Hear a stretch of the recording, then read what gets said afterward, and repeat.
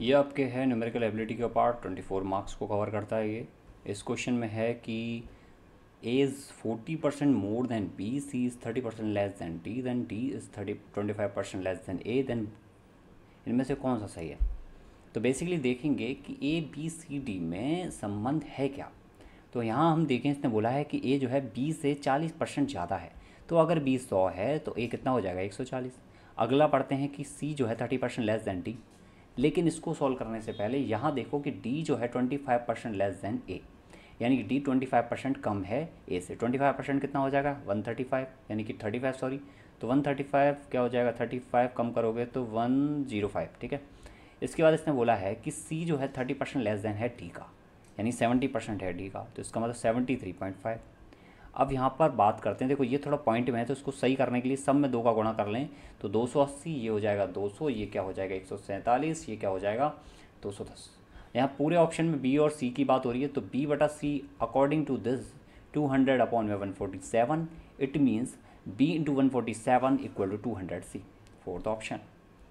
अब इसके बाद नेक्स्ट इसमें क्वेश्चन है √3 माइनस 1 अपॉन √3 प्लस 1 माइनस के 5 प्लस के 2 √3 अपन में 7 प्लस के 4 √3। देखो जब भी इस तरह के क्वेश्चन करने हैं तो क्या है, कंजुगेटिव का ऊपर नीचे मल्टीप्लाई कर लेते हैं। तो यहाँ बेसिकली इसका कंजुगेटिव क्या होगा, डिनोमिनेटर का, वो होगा √3 माइनस 1, और यहाँ ऊपर नीचे √3 माइनस 1 का गुणा हो जाएगा। जस्ट इसका गुणा करोगे तो मैं एक एग्जांपल बता देता हूँ इसका, बाकी इसका भी कंजुगेटिव क्या हो जाएगा, 7 माइनस के 4 √3, ऊपर नीचे मल्टीप्लाई कर लेना, तो डिनोमिनेटर में क्या आ जाएगा 1। अब यहाँ पर डिनोमिनेटर में क्या आ रहा है, ये तो स्क्वायर हो गया, नीचे क्या आएगा √3 माइनस 1 इंटू √3 प्लस 1, यानी कि √3 का स्क्वायर यानी कि 3 माइनस के 1 यानी कि 2। कौन सा तरीका लगाया है, ए माइनस बी इंटू ए प्लस बी बराबर कितना, बराबर हो गया ए स्क्वायर माइनस की बी स्क्वायर। सिंपल सी बात, ए और बी वैल्यू आ जाएंगी, उससे क्या कर लोगे, उससे आप ए प्लस बी निकाल लोगे। नेक्स्ट इसमें क्या है, नेक्स्ट इसमें है 7 times a 2 digit number is equal to 4 times the number obtained by reversing the order of its digit. If the difference between the digit of the given 2 digit number is 3, then the sum of digit of the number। Basically क्या कह रहा है कि 2 digit number है, माना कि x Y मान लो। ये कह रहा है कि अगर हम इसका 7 टाइम्स करते हैं तो डिजिट पलटने पर इसका 4 टाइम्स जो होगा वो बराबर होगा। एक कह रहा है कि एक्स और वाई के बीच में जो डिफरेंस है वो 3 है, तो बताओ एक्स प्लस वाई क्या होगा। तो भाई देखो सिंपल सी बात है, इसको हम इस तरह से नहीं लिख सकते हैं, अगर लिखते तो बहुत जल्दी सॉल्व हो जाता। जो डबल है, डबल डिजिट फॉर्म है, इसको आप लिखोगे 10x प्लस के वाई। अगर x जो है किस पर है, दहाई पर है, ठीक है। तो इसका 7 टाइम्स इक्वल टू, जब डिजिट पलट गई मतलब कि 7y 10y प्लस के x हो गया, तो यहाँ पर y अब कहाँ आ गया, आपके दहाई पर, ठीक है। अब इसमें क्या हो गया, इसका 4 टाइम्स। तो एक इक्वेशन तो बन गई यहाँ से, एक इक्वेशन आपकी ये हो गई ये। तो x प्लस वाई यहाँ से निकाल दोगे, दोनों में x और y निकाल दोगे, सॉल्व कर लोगे, सिंपल। यह होगा इसका आंसर 9। बहुत ही सिंपल है, देखो यहाँ तक मैंने सॉल्व करा दिया, बाकी आप खुद कर सकते हो। A can complete a piece of work in 15 days. A जो है 15 दिन में एक काम पूरा कर सकता है, 8 घंटे पर डे, यानी कि 15 8 120 घंटे लेगा ये। इसके बाद बोला गया है कि जो बी है वो काम पूरा कर सकता है 8 दिन में, लेकिन हर दिन 10 घंटे काम कर रहा है, मतलब बी काम कर रहा है 80 घंटे। ए और बी साथ काम करते हैं, 6 घंटे पर डे काम कर रहे हैं, तो कितने दिन में काम कंप्लीट हो जाएगा। तो देखो सबसे बड़ी बात, एलसीएम लो कितना आ जाएगा इसका, 240। अब ये तो है आपका टाइम, ये है आपकी कैपेसिटी, दोनों का मल्टीप्लाई क्या होता है, एलसीएम। तो यहाँ पर किसका गुणा करेंगे, 2 का, यहाँ पर गुणा करेंगे 3 का। सिंपल सी बात आ गई, 8 3 24, 12 दूनी 24, सिंपल सी बात है। अब इसके बाद देखो यहाँ पर कैपेसिटी जोड़ सकते हैं हम, कि इसने 2 ईंट उठाई, इसने 3 ईंट उठाई, तो टोटल कितनी ईंट उठाई गई हैं, 5 ईंट उठाई गई हैं। अब 5 ईंट उठाई, इसमें डिवाइड करोगे तो पता लगेगा यहाँ से कि 5 चौक 20 5 40, यानी कितना आया 48। 48 घंटे, 48 घंटे दोनों मिलकर काम करेंगे तो 48 घंटे में काम को पूरा कर सकते हैं। और 6 घंटे का एक दिन है, तो इसका मतलब 6 का डिवाइड करोगे तो कितना हो जाएगा 8। बात समझ में आई।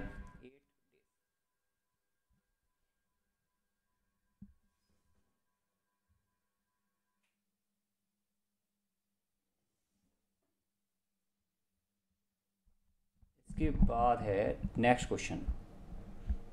ये कह रहा है कि 2 pipe A and B can fill an empty tank in 10 hour and 40 हार। यानी कि 2 पाइप हैं ए और बी, ये क्या कर रहे हैं, ये टंकी को भर रहे हैं कितने घंटे में, एक तो भर रहा है 10 घंटे में, एक भर रहा है 40 घंटे में। अब ये कह रहा है कि वो the pipes are open then it takes 1 hour 20 minute more to fill the tank due to a leakage at the bottom. यानी कि एक दूसरा नल है जो क्या हो रहा है, जिसकी वजह से पानी ख़त्म हो रहा है, टैंक में खाली हो रहा है टैंक, और उसमें क्या हो रहा है, जब ये दोनों नल साथ में काम करते हैं तो इनका यूजुअल जो टाइम लगता है दोनों को साथ काम करने पर, उससे 1 घंटा 20 मिनट ज़्यादा लेता है इसकी वजह से टैंक भरने में। ठीक है, तो फाइनल जो टैंक भरा जा रहा है तो वो कितने घंटे में भरा जा रहा है उसको पता करने के लिए सबसे पहले ये पता करो कि ये दोनों जब टैंक चल रहे हैं तो ये दोनों मिलकर कितनी देर में भर सकते हैं टैंक। तो बेसिकली हम उसी प्रोसेस से चलेंगे एलसीएम से। एलसीएम कितना आएगा इसका 40, यहाँ पर कैपेसिटी कितनी है 4, यहाँ पर कैपेसिटी कितनी है 1, तो टोटल कैपेसिटी 5, 40 एलसीएम, तो डिवाइड करेंगे तो कितना आ जाएगा 8 आर। यानी कि दोनों मिलकर ये टैंक जब भर सकते हैं कितने घंटे में, 8 घंटे में। अब इसके बाद यानी कि 8 घंटे में ये मिलकर भर सकते हैं, और ये कह रहा है कि जब सी वाला जो नल है लीकेज है वो चालू हो जाए तो उसकी वजह से 1 घंटे और 20 मिनट से एक्स्ट्रा लगते हैं, मतलब 9 घंटे और 20 मिनट का मतलब 1/3 घंटे, यानी कि 9 × 27 और 28/3 घंटे टोटल लगते हैं भरने में। तो सिंपल सी बात है, हम यहाँ पर निकाल सकते हैं सेम एलसीएम के मेथड से। कितना आएगा इसका एलसीएम, इसका एलसीएम आएगा 56। अब यहाँ पर देखोगे तो कितना हो जाएगा, ये हो जाएगा 7, ये हो जाएगा 28 दूना 56, 2 तिया 6, कितना बच गया 1। यानी कि यहाँ पर 7 से फिल हो रहा है, क्या माइनस करें कि 6 आ जाए 1, तो 1 का डिवाइड कर दो 56 में, यानी कि 56 घंटे लगेंगे अगर पूरा टैंक खाली करना है सिर्फ इस लीकेज नल की वजह से, तो कितना टाइम लगेगा 56 घंटे। ठीक है जी। अब इसके बाद नेक्स्ट क्वेश्चन पर आते हैं, ये वैल्यू वाला क्वेश्चन है सिंपल सा बॉड मास का। समझना बस ये है इसमें कि बॉड मास में सबसे पहले क्या सॉल्व होता है। बॉड मास में इससे पहले सॉल्व होता है बार, देन ब्रैकेट, देन ऑफ एक तरह का मल्टीप्लाई है, डिवाइड, मल्टीप्लाई और एडिशन, देन सब्ट्रैक्शन। ठीक है, नेक्स्ट है a person make a profit of 20% after giving 20% discount the mark price of an article, the mark price is what % above the cost price of an article. तो यहाँ पर बोला गया है, basically बात क्या है कि ये कह रहा है कि जो पर्सन है उसने कोई सामान खरीदा और उसने बेच दिया 20% लाभ पर, 20% उसने लाभ पर सामान बेच दिया यानी 120 में। फिर भी कह रहा है कि बेचने के बाद भी उस पर्सन को 20% डिस्काउंट देना पड़ा, या फिर आप उल्टा कह सकते हो कि 20% डिस्काउंट देने के बाद भी उसको 20% प्रॉफिट हो गया। यानी कि अगर उसका मार्क प्राइस जो अंकित मूल्य 100 था तो 20% डिस्काउंट देने का मतलब 80। अब इन तीनों को हम कंबाइंड करेंगे तो कैसे करेंगे, पास का नंबर 120 और यहाँ पास का नंबर कितना 80। अब ये बोल रहा है कि the mark price is what % above the cost price of the article, यानी कि जो अंकित मूल्य है वो बेसिकली लागत मूल्य से कितना अधिक है। तो यहाँ पर हमें सेल प्राइस का कोई मतलब नहीं है, बस हमने क्या किया है दोनों को जो है हमने कंपेयर करने के लिए साथ में नंबर ले आए हैं। तो 0 0 0 0, ओके। 10 से 10 गया, 4 से कितनी बार 2 बार, और 4 से कट गया 3 बार। ठीक है जी, एक बार यहाँ पर लिख देते हैं वरना कहेंगे कि गायब कर दिया। 4 से कट गया 2 बार, 4 से कट गया 3 बार। तो यानी कि कितना ज़्यादा है, 1 ज़्यादा है। किससे ज़्यादा है, 2 से ज़्यादा है, गुणा 100, यानी कि परसेंट कितना आया 50%। Let x be the least number which when divided by 15, 20, 25, 30, 40, the remainder are 11, 16, 21, 26, 36 respectively. When x is divided by the sum of this, then the remainder. बहुत ही सिंपल आसान क्वेश्चन है। इसने बोला है कि ये नंबर हैं और इनसे एक नंबर डिवाइड करते हैं तो रिमाइंडर इतना बचता है। तो सबसे पहले वो नंबर निकाल लो, लीस्ट कॉमन मल्टीपल निकालो, एलसीएम निकाल लो इनका। तो इनका एलसीएम आएगा आपके 600। ठीक है, मैं डायरेक्ट लिख रहा हूँ 600 आएगा, यहीं से दिख रहा है वैसे 600। ठीक है, 600 आएगा इनका एलसीएम। 600 से कम नंबर और कोई है नहीं, 300 में आपका जो है 40 का डिवाइड जाएगा नहीं। ठीक है, 600 इसका हो जाएगा। अब यहाँ पर देखोगे 15 से कितना कम है 11, 4, 20 से कितना कम है 16, 4, 25 से 4, 30 से 26 कितना कम है 4, और 40 से 36 कितना कम है, ये भी 4 है। तो इसमें से भी हम 4 को कम कर देंगे, कितना हो जाएगा 596। फाइनल एक ऐसा नंबर हो जाएगा जब हम 15 का डिवाइड करेंगे तो 11 बचेगा, 20 का डिवाइड करेंगे तो 26, 25 का करेंगे तो 21, और 30 का करेंगे 26, और 40 करेंगे 36, बचेगा 596 में। अब हम यहाँ पर डिवाइड कर रहे हैं किसका, 130 का, तो 130 का डिवाइड करने पर कितना बचेगा 76। इसका क्या हो जाएगा प्रॉपर आंसर।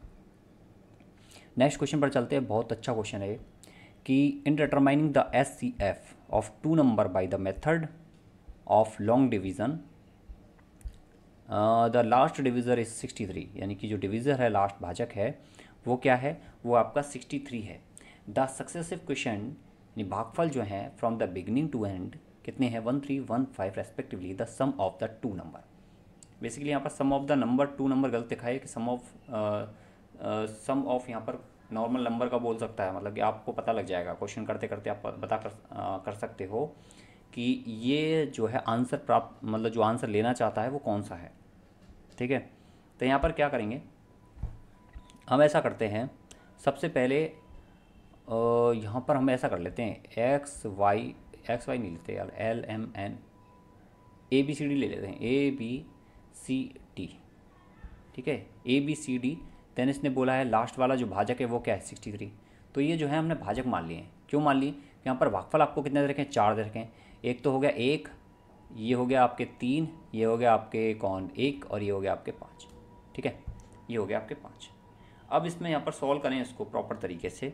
तो सबसे पहले क्या करेंगे, ये देखो, ये हम ये मान के चलते हैं कि जो रिमाइंडर है वो क्या है 0। अब रिमाइंडर 0 है तो हम उसमें क्या करें, 63 का 5 से क्या कर दें, मल्टीप्लाई कर दें।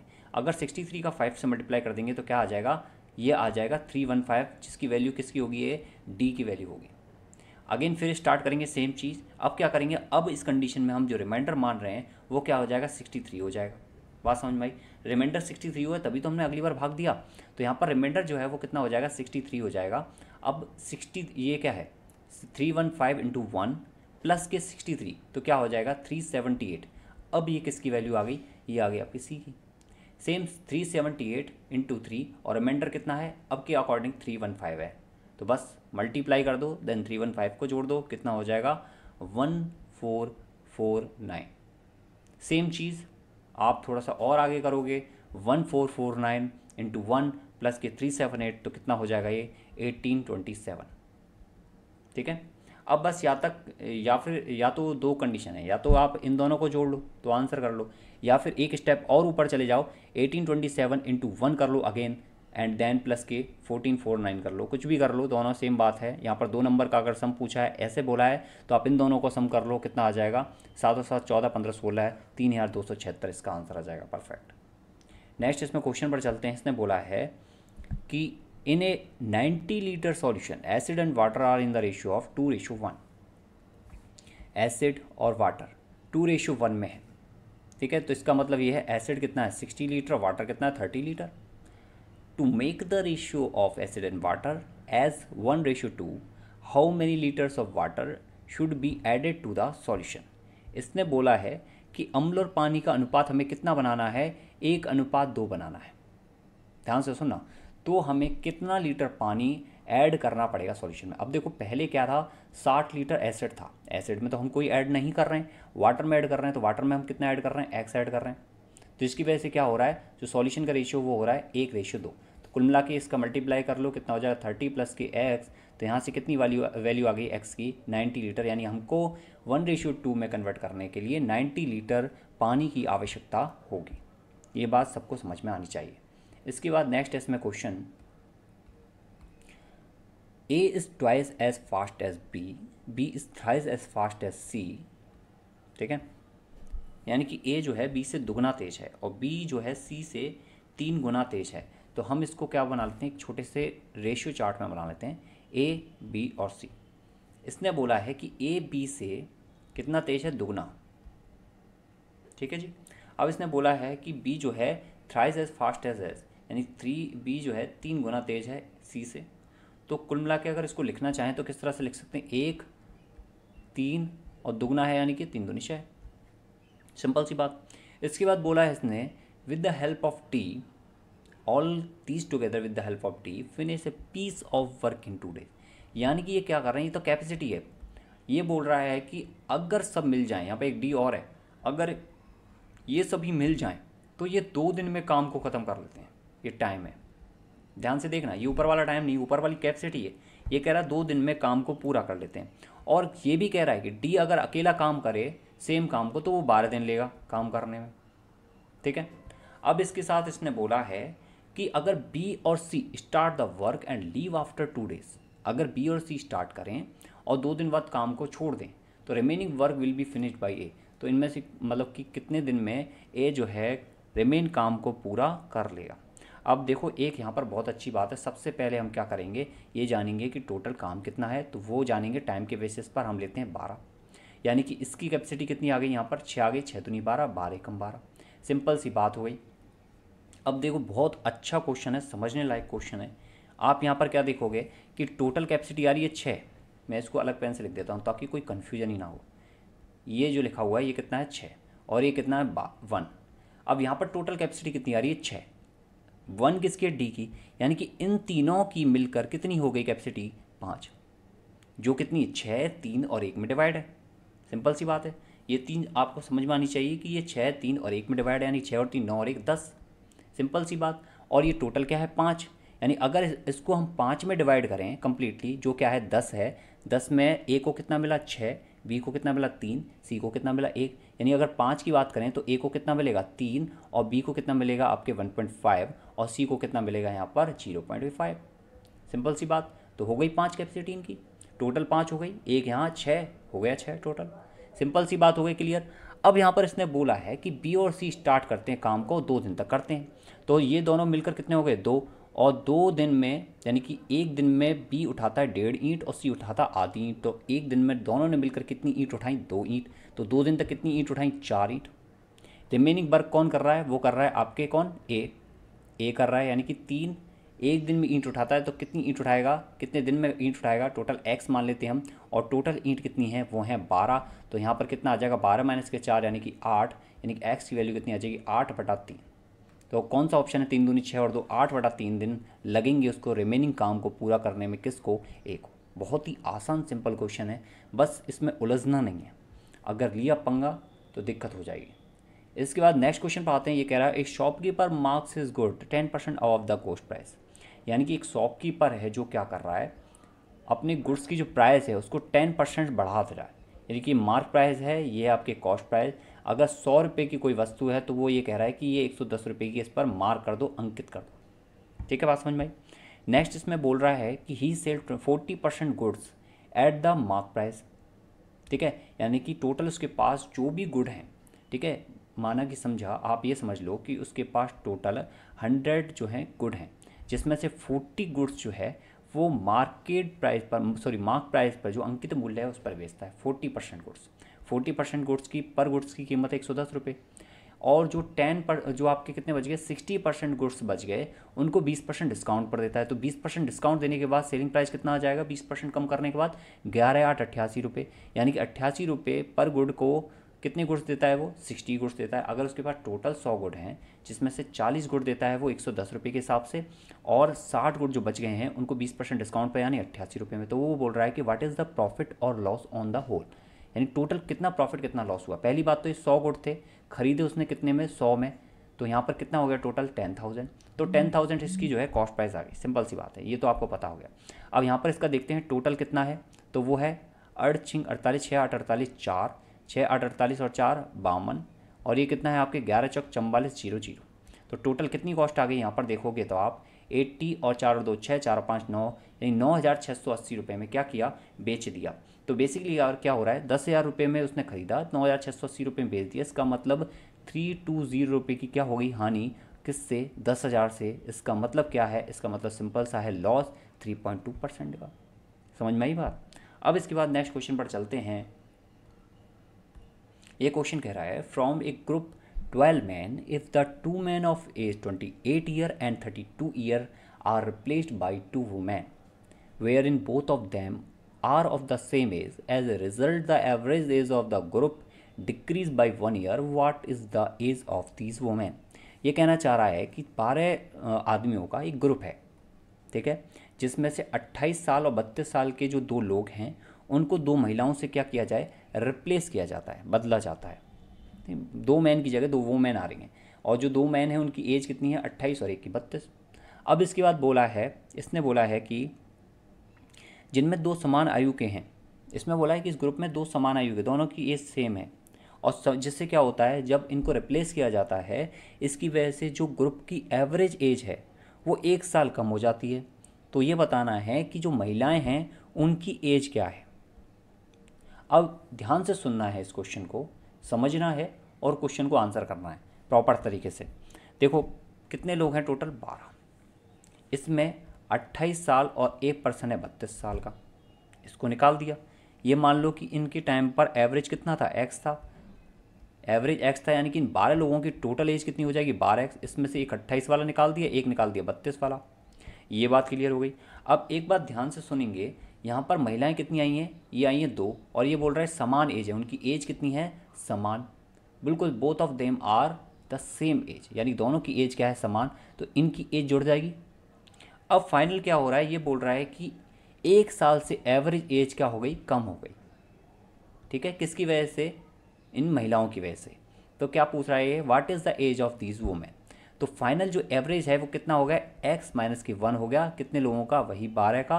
तो यहाँ पर बस 2y की वैल्यू पूछ रहा है, सॉल्व कर लेंगे। तो बेसिकली कितना आ गया, 12x माइनस के 12 आ गया, 12x से 12x कट गया, और यहाँ कितना हो गया सॉल्व करने पर, 3 और 2 5 और 1 6, यानी कि 2y की वैल्यू कितनी आ गई आपके 48, x की वैल्यू कितनी आ गई आपके 24 साल, समझ सॉरी y की वैल्यू कितनी आ गई 24 साल।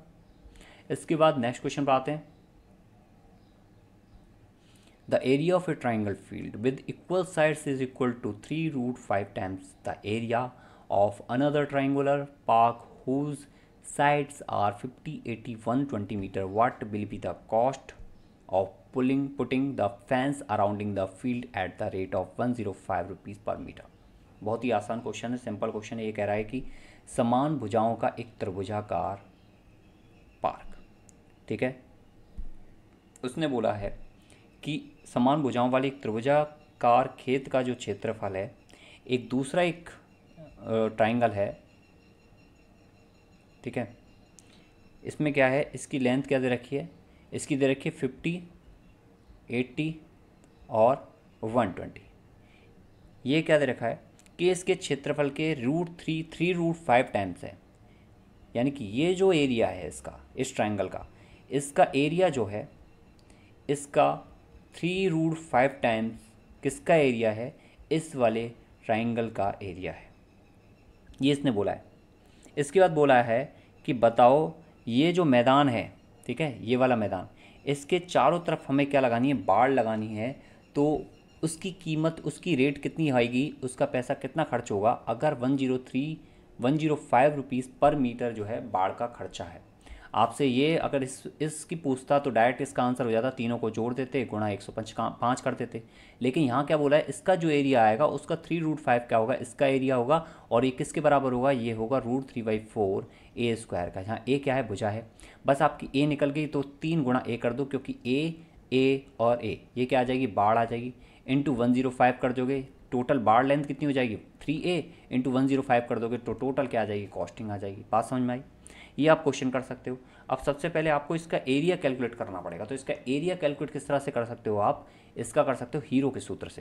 तो यहाँ पर s बराबर 50 और 8 130, और ये कितना हो गया 250 बटा 2, यानी कि आपके 125 आ गया। तो हीरो के सूत्र से आप एरिया निकाल दो, कितना आ जाएगा 125 गुणा 125 माइनस के 50 यानी कितना 75, और 125 माइनस के 120 यानी कि कितना 5, 125 माइनस के 80 यानी कि कितना आपके 45।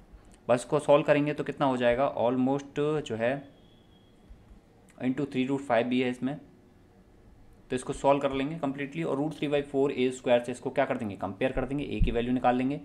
ए की वैल्यू निकाल के हम क्या करेंगे, ए की वैल्यू जनरली कितनी आएगी 150 आएगी, तो 15 × 45 450 मीटर, ए की वैल्यू कितनी आएगी 150 मीटर आएगी इसको सॉल्व करने पर। तो यहाँ से 450 गुणा 105, बस ये सॉल्व हो जाएगा क्वेश्चन, सिंपल सी बात है, ठीक है। यहाँ पर आ जाएगा 55, जीरो तो आएगा 55 आएगा, केवल एक ही ऑप्शन जिसमें जीरो के साथ लास्ट में 5 है, ऑप्शन नंबर 3। नेक्स्ट इसमें क्वेश्चन है, ये आपको क्वेश्चन दिया है कि 2x + के 3y रेशियो 3x + के 5y इक्वल टू 18 + के 18 रेशियो 29। सिंपल सी बात है, नॉर्मल इसको क्वेश्चन को कर सकते हो आप, 2x + के 3y अपॉन में 3x + के 5y, यहाँ दिया क्या है इसने 18/29 दिया है, तो सॉल्व कर लो इसको, आपस में क्रॉस मल्टीप्लाई कर लो, क्रॉस मल्टीप्लाई करोगे तो x/y आ जाएगा निकल के 3/4, वैसे दिख रहा है यहाँ से, 3 दूनी 6 और 4 × 12, 12 और 6 18, तो 3/4 आ गया। यहाँ पर x की वैल्यू 3 रखो और y की वैल्यू 4 रख दो, तो 4 गुणा 3 × 9 प्लस के 3 × 4 × 16 बटा 3 × 3 × 9 माइनस के 4 × 16, तो बस सॉल्व कर दो इसको, जो करने पर आंसर आएगा वही आपका क्या हो जाएगा, आंसर हो जाएगा। आई थिंक इसका होगा ऑप्शन 4, क्योंकि 27 में से 16 जाएंगे तो एक ही है ऑप्शन 4, 11। इसके बाद इसमें नेक्स्ट क्वेश्चन है, इसकी वैल्यू बतानी है, हार्ड कोई ज़्यादा मतलब टफ क्वेश्चन नहीं है, सिंपल तरीके से आप इसको सॉल्व कर सकते हो बॉड मास की तरह। इसका ऑप्शन हो जाएगा 3। इसके बाद इसमें नेक्स्ट क्वेश्चन है, the sales of an item increases by 20% every week. एक वस्तु की बिक्री पर हर वीक 20% इंक्रीमेंट होता है। ये कह रहा है, the difference between the sold quantity of the fourth week and the second week is 792। यानी कि जो चौथा सप्ताह और दूसरे सप्ताह में जो चीज़ हमने बेची है उसके बीच में जो डिफरेंस है वो है आपके 792 का। हर बार इंक्रीज़ हो रही है, हर वीक इंक्रीज़ हो रही है। तो ये है फर्स्ट वीक, ध्यान से सुनना, ये है आपका सेकंड वीक, ये है आपका कौन सा थर्ड वीक, और ये है आपका फोर्थ वीक। अब देखो यहाँ पर क्या हो रहा है, हर जो है पहले यहाँ पर 100 था माना कि, ठीक है, सेल कितनी थी 100 थी। अब कितनी है सेल, अब है आपके 120। अब कितनी है, ये हो जाएगी 144। फिर से 20% इंक्रीज़ हो गई। तो मैं ऐसा करता हूँ, एक जीरो और बढ़ा देता हूँ ताकि कोई परेशानी ना आए। एक ज़ीरो और बढ़ाई तो कितना हो जाएगा ये, 20% और निकालोगे तो इसका तो 8 चौक 32, 2 3 1728, नहीं 1728 नहीं आएगा। 20% और इंक्रीज़ कर दोगे इसका, यानी कि आप कर दोगे इसमें 2 चौके 8, 2 चौके 8, 2 एकम 2, हाँ ठीक है 1728 हो जाएगा। ठीक है, अब ये है कि इसने बोला है कि इंक्रीज़ हो रहा है, तो हमने फोर्थ वीक तक का निकाल दिया। अब इसने बोला है कि जो फोर्थ वीक में है, फोर्थ वीक के एंड में और सेकंड वीक में, उनमें डिफरेंस कितना है, उसके कह रहा है कि 792 का है। लेकिन हम प्रेजेंट में डिफरेंस कितने का देख रहे हैं, हम देख रहे हैं भाई यहाँ से 528 का। ठीक है, 528 का डिफरेंस देख रहे हैं। उस कंडीशन में जो सेल क्वांटिटी है तीसरे साल की वो कितनी है, 1440। 528 पे सेल क्वांटिटी कितनी है, 1440। तो 792 पर सेल क्वांटिटी कितनी होगी, सिंपल सा बच्चों का सवाल है। 528 पर सेल क्वांटिटी कितनी है, 1440। तो आपके 792 के डिफरेंस पे सेल क्वांटिटी कितनी होगी, सिंपल सा आपको क्या करना है, इस क्वेश्चन का आंसर करना है, और कुछ नहीं है। समझ में आई बात। तो इसका आंसर क्या आ जाएगा, 2160। नेक्स्ट क्वेश्चन पर आते हैं। नेक्स्ट क्वेश्चन कह रहा है, ओके हाँ, नेक्स्ट क्वेश्चन कह रहा है कि इस certain sum amounts to ₹73,205 in 4 years at 10% per annum, interest being compounded yearly, what will be the simple interest on that sum for the same period and at the same rate। ये कह रहा है कि एक निश्चित धनराशि वार्षिक रूप से क्या की जाती है, संयोजित की जाती है 10% वार्षिक ब्याज पर, ठीक है, 10% पर एनम यहाँ कहा है। इसके बाद ये कह रहा है 4 साल तक, और 4 साल में कितनी हो जाती है वो हो जाती 73,205 रुपये। अब इसके बाद वो कह रहा है कि अगर हम सेम सिंपल इंटरेस्ट रखें, ठीक है, और सेम टाइम रखें, सेम रेट रखें, ठीक है, तो क्या होगी ब्याज, तो ब्याज क्या होगी, ये बात पूछ रहा है वो। अब सिंपल सी बात है, देखो इस क्वेश्चन को क्या है, प्रॉपर तरीके से अगर आपको सॉल्व करना तो सबसे पहले क्या करोगे, यहाँ पर हमें प्रिंसिपल को निकालना पड़ेगा। ये कहना चाह रहा है कि प्रिंसिपल है जो क्या हो गया, 4 साल में 4 ईयर में 10% इंटरेस्ट रेट से एक अमाउंट बन गया जो कि है आपका 73,205। अब ये कह रहा है कि अगर हमें ये प्रिंसिपल मिल जाए तो इसी प्रिंसिपल, ये तो है आपके कंपाउंड इंटरेस्ट से, और ये कह रहा है अगर हमें ये प्रिंसिपल मिल जाता है तो इस पर हम अगर सेम 4 साल के लिए 10% पर SI से हम निकालना चाहें तो उस कंडीशन में हम सिंपल इंटरेस्ट कितना निकाल पाएंगे, सिंपल इंटरेस्ट ये पूछ रहा है। सिंपल सी बात है, ये इसने पूछा है। अब देखो इसमें नॉर्मली इसको क्या है, आप फॉर्मूले से कर लोगे तो ज़्यादा इजी हो जाएगा। जैसे आपको पता है अमाउंट का फॉर्मूला क्या होता है, प्रिंसिपल इंटू 1 प्लस के R/100 की पावर T। यहाँ पर अमाउंट कितना है, 73,205 रुपीज़, 73,205 रुपीज़। प्रिंसिपल आपको पता नहीं है, R पता है आपको कितना, 4 है, तो यहाँ कितना हो जाएगा 100 प्लस के 10 है, तो 100 प्लस के 10 यानी कि 11 बटा क्या आ जाएगा 10, और T कितना है वो है आपके 4। सिंपल सी बात, इसको सॉल्व कर लोगे, ये क्या हो जाएगा आपके, यहाँ पर सॉल्व होगा P इक्वल टू आपकी 73,205 into 10 into 10 into 10 into 10 upon में क्या 11 गुणा 11 गुणा 11 गुणा 11, और डिवाइड करोगे कम्प्लीटली तो वैसे डिवाइड होने पर ये परफेक्ट डिवाइड हो ही जाएगा। तो ये आ जाएगा P बराबर के 50,000। तो P जैसी 50,000 आएगा, उसमें आप PRT/100 लगा दो कि किसके लिए, आप सिंपल इंटरेस्ट के लिए, साधारण ब्याज के लिए। सिंपल सी बात है। तो P 50,000, R कितना है 10%, T कितना है 4, तो 4 पन्ने 20, आपका आंसर कितना आ गया 20,000 रुपये साधारण ब्याज बनेगी इसके लिए। नेक्स्ट इसमें क्वेश्चन आता है, नेक्स्ट इसमें क्वेश्चन आएगा कि a fraction become 7/8 if 5 is added to both the numerator and the denominator, but when 3 is added to the both numerator and denominator it become 6/7। यानी कि एक फ्रैक्शन है आपके x बटा वाई, अगर उसमें हम क्या करें, उसमें हम डिनोमिनेटर और न्यूमिनेटर में, न्यूमिनेटर यानी कि अंश और डिनोमिनेटर माने कि हर, अगर दोनों में हम 5 को ऐड कर दें तो वो रेशियो क्या हो जाता है, वो बन जाता है 7/8। लेकिन वहीं अगर इस फ्रैक्शन में हम जो है 3 को घटा दें, सॉरी उल्टा लिख दिया मैंने, सॉरी हाँ 3 को ऐड कर दें, घटा नहीं थे, 3 को ऐड कर दें, तो उस कंडीशन में फ्रैक्शन हो जाएगा 6/7। बेसिकली क्या है, ये भी एक इक्वेशन बन जाएगी क्रॉस मल्टीप्लाई से, और ये भी एक इक्वेशन बन जाएगी। दोनों इक्वेशन बन जाएंगे, दोनों को प्रॉपर तरीके से सॉल्व कर लोगे और क्या कर लोगे, आंसर कर लोगे। कितना आ जाएगा, ये बोल रहा है sum of numerator and denominator x plus y की वैल्यू पूछ रहा है, कितना आ जाएगा 20। ठीक है, नेक्स्ट क्वेश्चन पर आते हैं। इसमें walking 3/4 of his usual speed, Raghu is 45 minute late to his office. यानी कि अगर रघु 3/4 यूजुअल स्पीड से जाए, ठीक है, तो रघु को 45 मिनट लेट हो जाएगा ऑफिस में, ये कहना चाह रहा है। 3/4 पहले स्पीड थी s, तो वो टाइम पे पहुंच रहा था, लेकिन जैसे ही उसने स्पीड कर दी अपनी कितनी 3/4s, अब उसको क्या हो रहा है, 45 मिनट ज़्यादा लग रहे हैं। तो 45 मिनट का मतलब 3/4 घंटे उसको ज़्यादा लग रहे हैं, सिंपल सी बात है। अब यहाँ पर ये कह रहा है नेक्स्ट कि what is the usual time to cover the distance of the office. Simple सी बात है, इन दोनों का मल्टीप्लाई भी क्या है, डिस्टेंस है, इन दोनों का मल्टीप्लाई भी क्या है, डिस्टेंस है। दोनों को बराबर कर दोगे तो क्या हो जाएगा, s से s कट जाएगा। अब यहाँ पर क्या है, देखो ये आया 3/4 इंटू टी प्लस के 3/4, और यहाँ क्या बराबर में t। सिंपल सी बात है, इसको सॉल्व करने पर क्या हो जाएगा, इसको सॉल्व करने पर हो जाएगा 3 4t, यानी कि 3 इंटू 4t प्लस के 3 बराबर के 4 चौक 16t। तो ये कितना 4 थी 12t, यानी कि 4t 9/4, 9/4 बराबर टी। तो ये क्या पूछ रहा है कि जो यूजुअल टाइम है वो कितना है, तो 9/4 है, मतलब 4 दूनी 8 और 1/4। सिंपल सा 2 घंटे 1/4 घंटे और एक्स्ट्रा में, यानी कि 15 मिनट, 2 घंटे 15 मिनट क्या लगेगा, नॉर्मल टाइम लगता था, लेकिन वो स्पीड को 3/4 कर लेगा तो उस कंडीशन 45 मिनट लेट हो जाएगा, उस कंडीशन में 3 घंटे लग जाएंगे उसको। नेक्स्ट क्वेश्चन पर आते हैं। नेक्स्ट क्वेश्चन कह रहा है, ये क्वेश्चन है, there are 3 number when the average of any 2 is added to the third number then the resulting number are 104 111 115, what is the average of given 3 number. तो basically क्या कह रहा है, ये कह रहा है कि कोई भी 3 नंबर ले लो आप एक्स वाई जेड, उसके पहले जो 2 नंबर का एवरेज है एक्स प्लस के वाई को तीसरे नंबर में अगर जोड़ दें तो क्या होगा, उस कंडीशन में जो नंबर है रिजल्ट है वो कितना आएगा 104। यानी कि इसको हम अगर प्रॉपर तरीके से लिखें तो क्या लिख सकते हैं, एक्स प्लस के वाई प्लस के 2z बराबर के 208। सेम चीज़ अगले में कर सकते हैं, वाई प्लस के जेड इक्वल टू 2x बराबर के कितना आपके 222।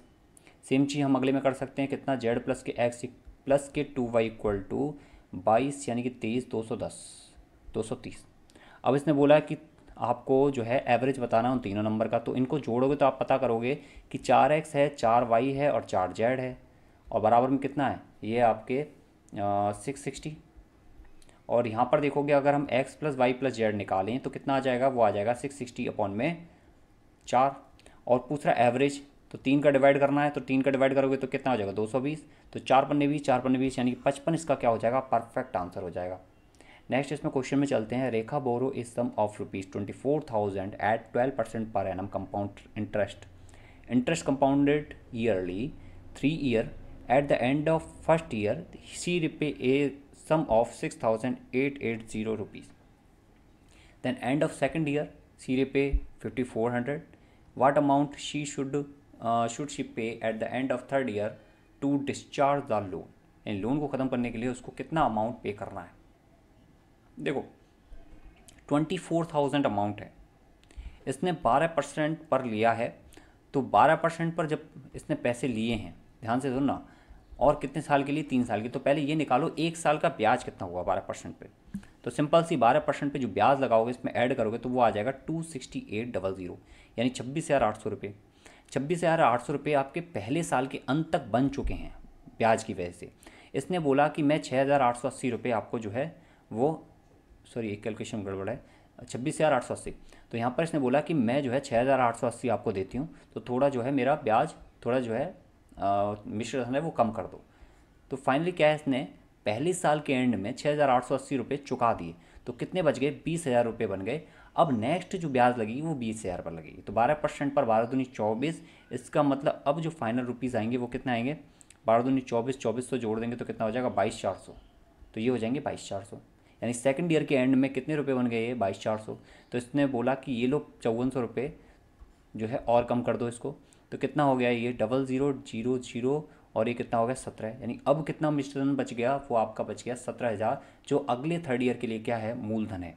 ठीक है, अब थर्ड ईयर के लिए मूलधन है, 12% पर ब्याज लग रही है, तो 12% के हिसाब से इसमें जोड़ेंगे तो कितना आ जाएगा, वो आ जाएगा 19,000 कितना 40 रुपीज़, जो उसको थर्ड ईयर के एंड तक क्या करने हैं, चुकाने हैं। ठीक है जी, कौन सा ऑप्शन हो जाएगा, ऑप्शन नंबर 3। इसके बाद नेक्स्ट क्वेश्चन पर आते हैं। ये कह रहा है कि train pass a pole in 15 second and a platform of length 350 metre in 40 second, the length of the train is, train की लेंथ क्या है। तो बेसिकली यहाँ पर देखो कि ये कह रहा है कि एक पोल है जिसको 15 सेकेंड में पार कर लेता है ट्रेन, तो ट्रेन की लेंथ है माना कि आप ये मानो एल। अब इस एल ट्रेन से रिलेटिव डिस्टेंस आपने पढ़ा है, डिस्टेंस इक्वल टू क्या होता है, स्पीड इनटू टाइम होता है। सेम चीज़ रिलेटिव डिस्टेंस में भी लगती है। तो यहाँ पर रिलेटिव डिस्टेंस कितनी है, ट्रेन की लेंथ प्लस के पोल की लेंथ कितनी है, छोटा सा पोल होगा, ठीक है, तो उसकी लेंथ को कवर नहीं करते, उसको जीरो मानते हैं। स्पीड कितनी है, स्पीड यहाँ पर हमें पता नहीं है। टाइम कितना लगा है, 15 सेकेंड। ध्यान से देखोगे सेकेंड है, तो हम जो भी वैल्यू निकालेंगे वो किस में निकालेंगे, मीटर में निकालेंगे, ये बात ध्यान रखना। अब इसके बाद नेक्स्ट इसमें एक तो हो गई ये, दूसरा इसमें बोला है कि अगर वो प्लेटफॉर्म 350 मीटर का हो, अगर प्लेटफॉर्म, तो 40 सेकंड लगते हैं। तो यहाँ पर लेंथ कितनी होगी टोटल, ट्रेन की लेंथ तो एल है, 350 मीटर की इसकी प्लेटफॉर्म की। अब इस टाइम कितना लग रहा है, 40 इंटू एस क्या है, स्पीड। एक दूसरी इक्वेशन ये होगी, इसने पूछा the length of the train. Simple सी बात है, यहाँ से एस की वैल्यू उठाओगे कितनी आ जाएगी, L/15 आ जाएगी। यहाँ पर पुट कर दो कितना, L/15, 5 से 8 बार, 5 से 3 बार कैलकुलेट करोगे तो कितना, 3L प्लस के ये कितना है 105 जीरो, और ये कितना हो जाएगा बराबर के 8L। यानी कि L इक्वल टू कितना, 5 दूनी 10, 5 एकम 5, 210। यानी कि ट्रेन की लेंथ कितनी हो गई, 210 मीटर। सिंपल सा सवाल था। इसके बाद नेक्स्ट क्वेश्चन पर आते हैं। ये कह रहा है कि 3 पर्सन ABC अपने वेतन का 80%, फिर 85% और 75% जो है अपनी सैलरी का क्या करते हैं, खर्च करते हैं। यानी कि A, B और C। ध्यान से देखना, ये इनकम है, ये एक्सपेंडिचर है, ये सेविंग है। इसने हम ये मान लेते हैं कि सबकी जो इनकम है वो क्या है, 100, 100 और 100। अब इसने बोला है कि इनकी इनकम का 80% जो है ना वो खर्च हो जाता है। A का 80% खर्च हो जाता है, 85% B का खर्च हो जाता है और C का खर्च हो जाता है 75। बच कितना गया, 25%। तो इसका बच गया C का, इसका बच गया 15, इसका बच गया 20। अब क्वेश्चन आपका यहीं सॉल्व हो जाएगा। इसने बोला the sum of their salaries is, कितना है इसका 72,000 and their sum saving are in the ratio of 8, 9 और 20। इसने बोला है कि उनके जो टोटल वेतन का योग है वो कितना है, वो है 72,000, और इसने बोला है कि उनकी जो सेविंग का रेशियो है वो है 8, 9 और 20 में। तो पूछ रहा है कि ए की सैलरी क्या होगी। तो देखो एक बात बहुत अच्छी है इस क्वेश्चन में, सबसे इंपॉर्टेंट बात तो ये है कि यहाँ पर हमें दो चीज़ निकल के आई।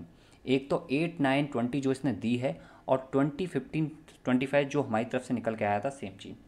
तो यहाँ पर आप क्या करोगे, देखो आप ऐसा कर सकते हो, इसको 100A मानो प्रॉपर तरीके से, इसको 100B मान लो, इसको 100C मान लो। तो ये बेसिकली क्या हो गया, 20A, 15B, 25C, ये क्या हो गया इनकी सेविंग। तो हम इसको किस तरह से लिख सकते हैं, 20A अपॉन में 15B बराबर क्या दे रखा है इसने, 8/9 रेशियो दे रखा है। तो इसको सॉल्व कर लेंगे, कितना होगा, 9 दूनी 18 यानी 180A बराबर के 15 अट्ठे 120B, यानी 2 बार कट गया, ये कट गया कितना बार, 3 बार।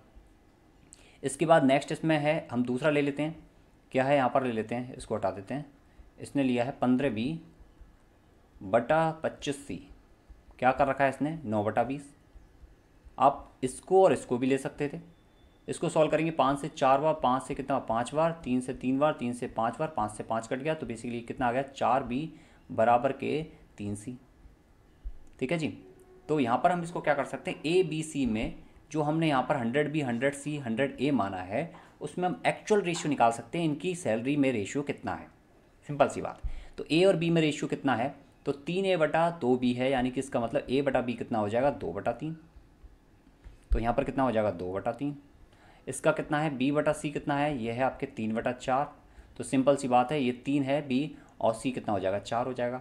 तो 4 और 2 6 और 3 9 की वैल्यू कितनी देखिए 72,000, यानी एक की वैल्यू कितनी हो जाएगी 8,000। तो यहाँ पर ए की वैल्यू यानी 2 है जो, तो 2 की वैल्यू कितनी हो जाएगी 16,000। तो सिंपल सा सवाल, बहुत शॉर्ट एंड स्वीट आंसर है इसका क्वेश्चन का। प्रॉपर तरीके से इसको समझना बहुत ज़रूरी है। तो इसका आंसर क्या हो जाएगा, ऑप्शन नंबर ए। ठीक है।